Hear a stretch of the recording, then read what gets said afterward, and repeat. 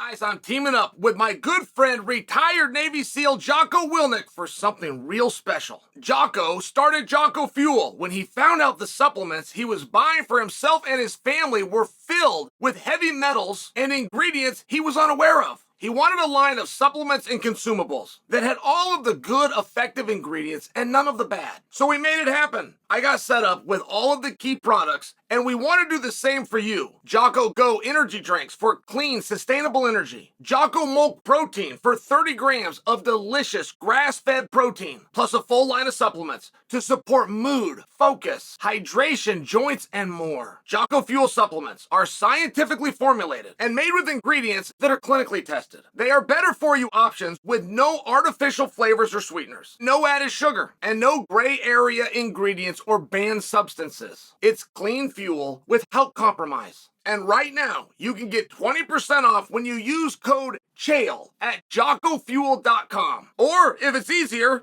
just click on the link below. What is the holdup with Michael Chandler and Conor McGregor, right? Like if I could find anything out within this sport, there's a couple of things I really want to know. Let me just list them for you. Like if I had, they call that a fly on a wall. Is that the expression for if you could just eavesdrop on something so you really knew what's going on? I'm very curious if George Masvidal and Nate Diaz are going to box each other. I'm told that they are. I would like to hear more about that. I'm curious as to why we were told that and no announcement came. Just for example, I'm curious, go back to George Masvidal, why he did not respond to Mike Perry's call out. I'm just curious. These are things that I wonder within the sport. I'm also very curious what's holding up Michael Chandler and Conor McGregor. And quite frankly, we haven't even heard any good rumors. Conor McGregor says he's going to fight Chandler. Conor McGregor had a date for us. The only thing that Conor was being silly about was the weight class of saying 185 pounds. And quite frankly, it's not all that silly. Like, I think you could just write heavyweight or you could write open weight on a bout agreement and just let guys show up at whatever they want to weigh. I mean, I don't think it's that silly. That fight is not for a title. That fight is not for title contention. Now, it's a big deal that you stay with me on this point. We have everything that we need for that fight except the weight. And I'm not even a little bit suggesting for you that this fight is being delayed for weight. I want you to make sure that you understand that concept. I want to stop you right here until we bang this car into each other over and over enough that you finally go, okay, Chael, fine, we don't have the weight. I have no idea why you're making that a point. I have no idea what that matters. No. I need to get you there.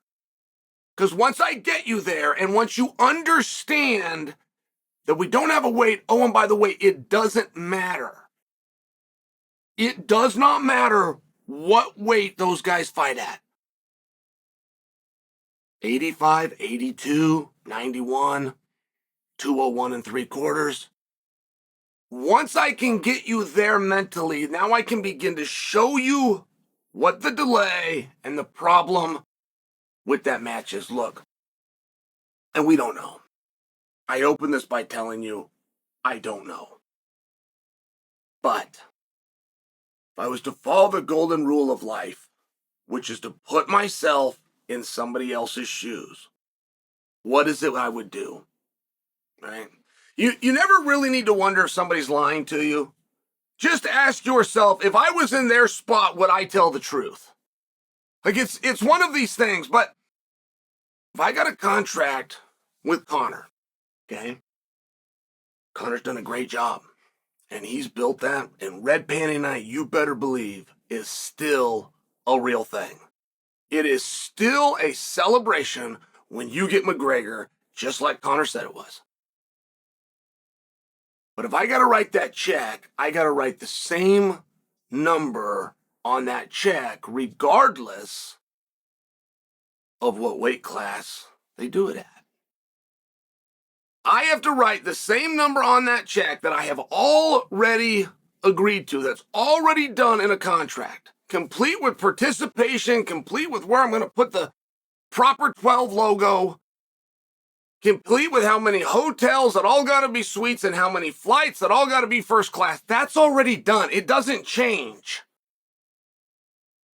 And I might be making money that night and I might be getting my ass kicked that night. But either way, if I'm making money or I'm getting my ass kicked, my mindset is the same, which is I'm going to use that night as an investment to the future.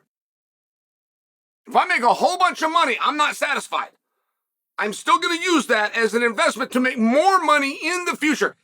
Things aren't going to go so well because I got a contract that's outpriced a guy. Doesn't matter. I'm going to cover some of those losses by using this as an investment to the future. Now, the reason I harped on the weight wasn't because it matters what they weigh. It's because as soon as I can get you to agree and to understand that any part of that fight doesn't matter, we now don't have a main event. And that is what the holdup is with this fight. If I have got to write Conor a check, I got a contract. It's to say I got his opponent. I play the venue game like anybody. I play the distribution game, but I can check all those boxes off. Once everything's done, I got to pull the switch. And the switch is where I release the card and I reveal to my biggest star, you're not the main event. And my biggest star is going to say, bull. And he's going to say, I'm the biggest draw. And he's going to say, I'm making the most money. Say, I'm the one that moves the needle. And I'm the one you're going to lean on for the press. And if you want me to do all of those things, I am in the main event. And I'm going to have to push back and say, no, you're not. It's costing me the same either way. If you're the main event or you're the co-main event, what I have to write's the same either way. And it's a big check and it's hefty and it doesn't lead to things because this isn't a number one contenders fight. This fight doesn't draw you into something else the way I generally like to do business. This is a fight that I have to do because I promised your opponent, I promised the people, and I'm going to do it. But I can't put you at the end of the night. And all I have to do to build a star, and I can choose. I could choose at random. All I have to do to promote, to lift somebody up, is have them walk out after you. Very hard to promote somebody. It's very hard to elevate somebody. I can come out, I can yell it from the rooftops. I'd be the world's greatest carnival barker. People take or they don't.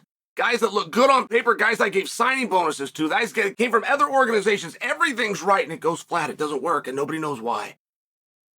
No one knows. So you throw a whole bunch of things at the wall. In the case of the UFC, you got 767 things you threw at the wall. 8 of them can make you a little bit of money. 5 of them can make you good money, and 3 of them can make you a bunch of it. And everybody else will sit at the table that those 8, 5, and 3 generate from.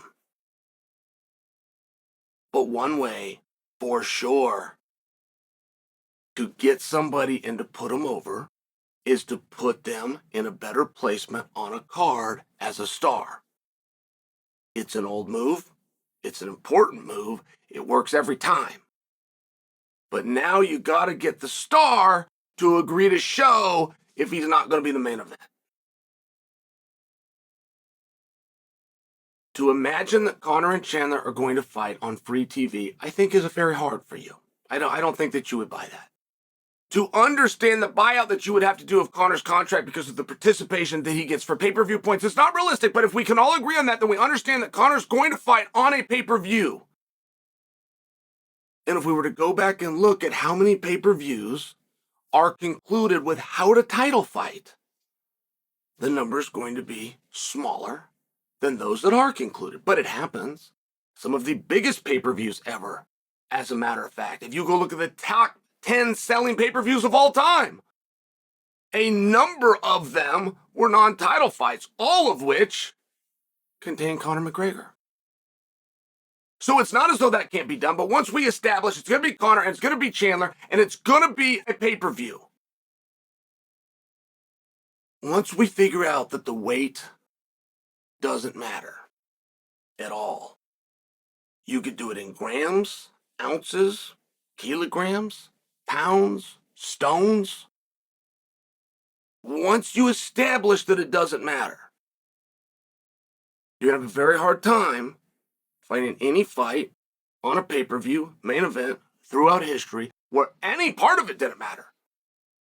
Where the name didn't matter, the location didn't matter, who was red, who was blue, who was officiated, who the judges were, when the on sale was, what time the weigh-ins are. Every single piece of it matters. And if you find one piece that just simply doesn't at all matter, you have a problem.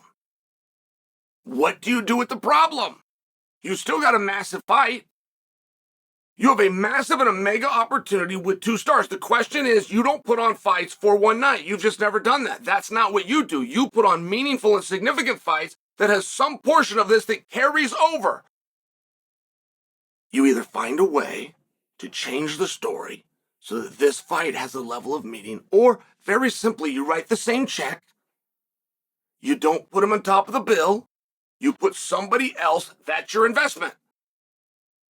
Is that you're going to put the somebody else. But you got to get that star to agree to make the walk. Now you guys know the delay in McGregor versus Chandler.